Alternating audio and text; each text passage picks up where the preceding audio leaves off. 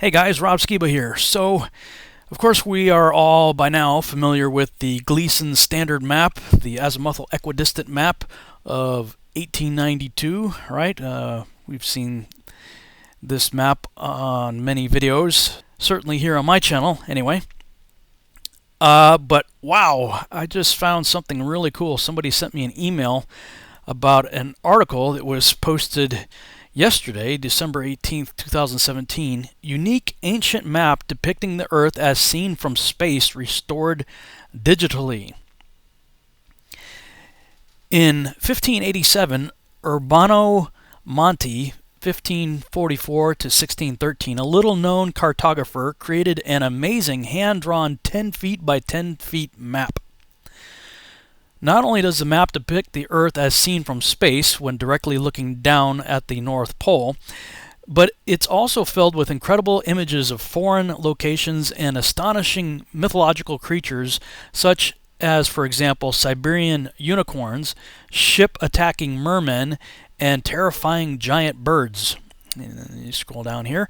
Amazing mythological creatures have always fascinated people, and now we have a chance to view them through the eyes of our ancestors. This unique world atlas has now been restored and digitally stitched together. Cartographer Monte, who was very interested in geography, was from a wealthy family in Milan, Italy. In 1585, he met with a Japanese delegation, and scientists think the map he created is the result of his meeting and stories he heard about Japan. The World Atlas contains numerous names within Japan which don't appear on other Western maps created at the time. Some more interesting pictures here. Collector David Rumsey, who bought the ancient atlas and donated it to the David Rumsey Map Center at Stanford University, which he founded in 2016. Look familiar? We'll zoom in on those in a minute here. Monte's map has never been properly studied because, a little typo here, it's been hidden for centuries. Monte created his map 18 years after Gerardus Mercator, the best-known mapmaker of all time, made the map that is used today in most classrooms and smartphone apps. Mercator's great contribution to cartography is that he changed its nature with the help of his artistic enhancements and forever altered ocean navigation with his projection method, which was the first influential invention of early cartography. Monte, on the other hand, wanted to show the circular nature of the Earth. According to Rumsey, Monte's work is much more than just a map. It's a whole scientific instrument. Monte's amazing map has been digitally restored, and you can view all the individual sheets here. And if you click on this link right here, it takes you over to this website, and this is where it gets kind of funny. It's also extremely interesting, but it gets a little bit funny toward the end here. This was apparently published in November 26, 2017. Largest early world map, Monte's 10-foot planosphere of 1587.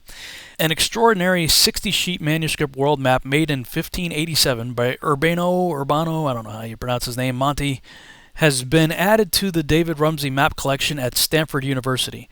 At 10 foot square, this map, or planosphere, is the largest known early map of the world.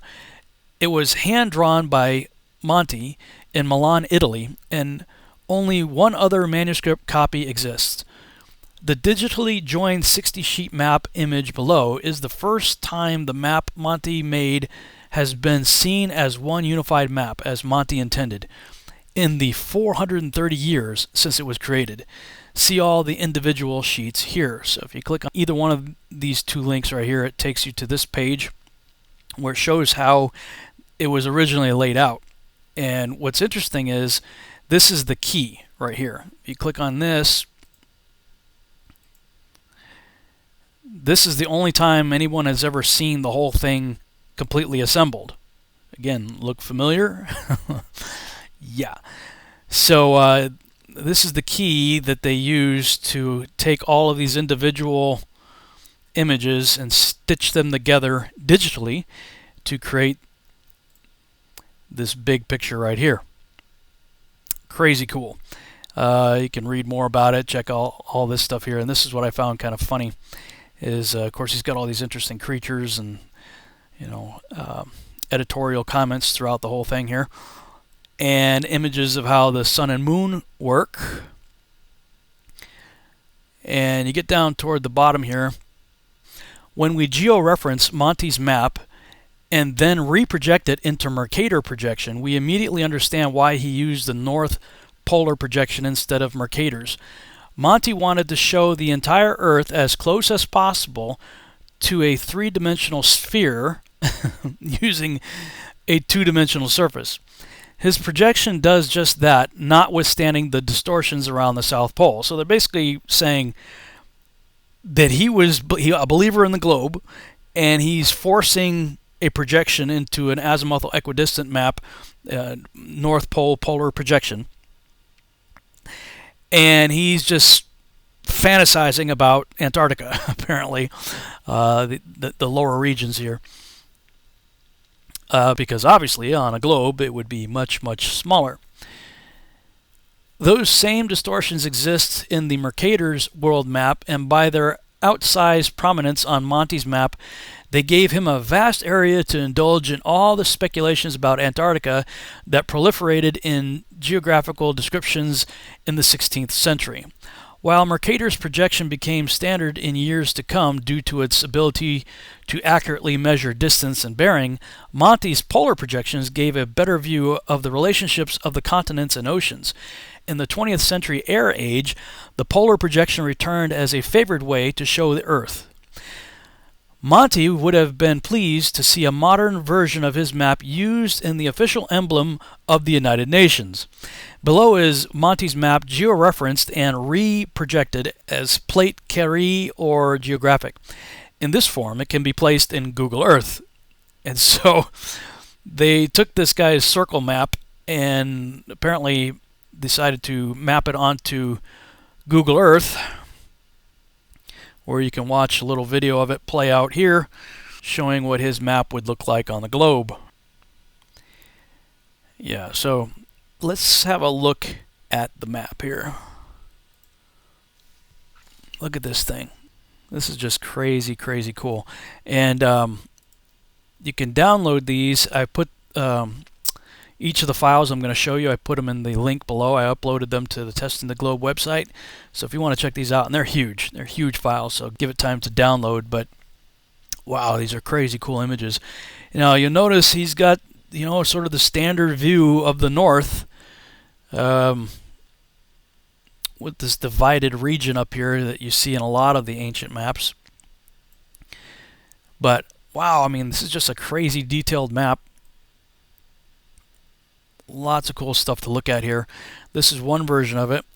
Here's another one showing more interesting things in the outer rim territory out here.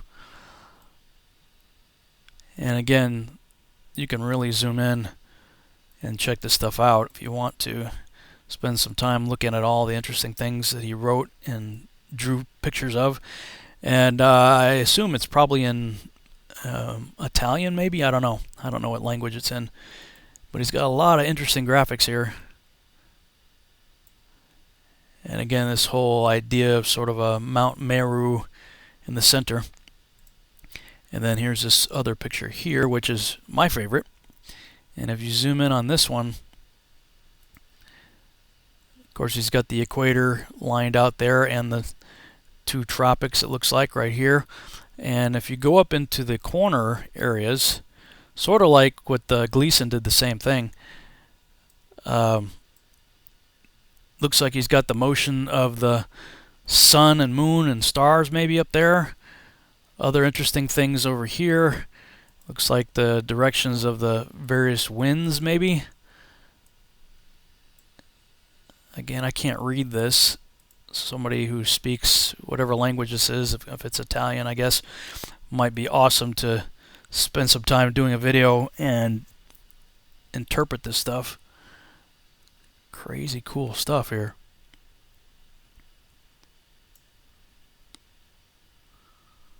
So anyway, something worth spending some time looking more into, I think.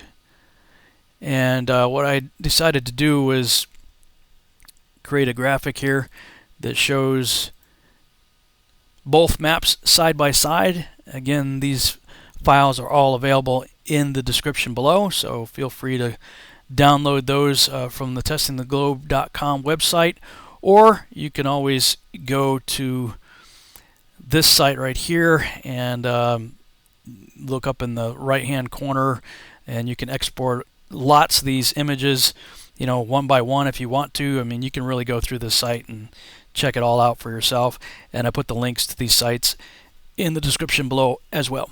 All right, so wow, I mean, could we have just discovered, you know, despite what these guys want to say, these guys want to try to force it into a globe model, but is that what was really going on, or was he trying to create something scientifically and practically accurate,